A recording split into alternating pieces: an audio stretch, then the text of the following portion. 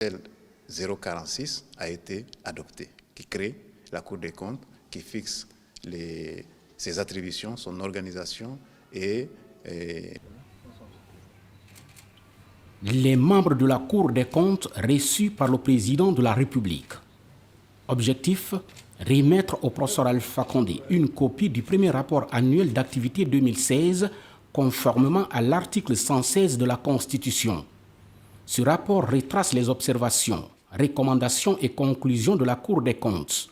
Pour Mohamed Diaré, le présent rapport annuel d'activité, premier du genre, donne une bonne connaissance de la Cour des comptes et rend compte des résultats des activités de sa mise en place et de son opérationnalisation durant sa première année d'exercice.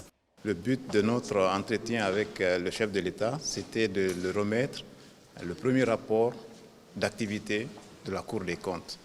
Vous savez, avec les réformes que le gouvernement actuel a eu à mener depuis 2011, il y a eu le renforcement des corps de contrôle.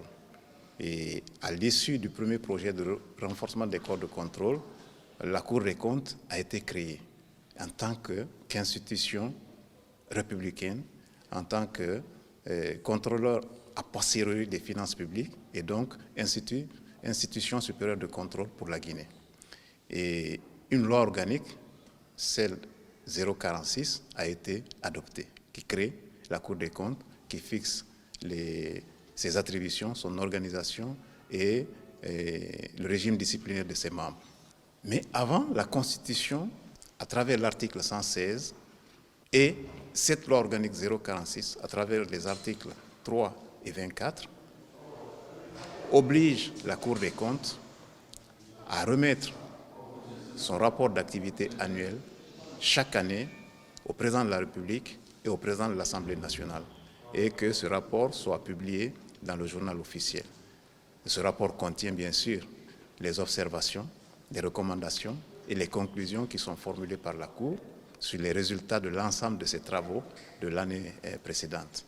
Et donc, si la Cour constate qu'elle peut proposer des innovations, des propositions d'amélioration de la gestion publique, elle peut, le cas échéant, formuler ses propositions à l'attention du gouvernement.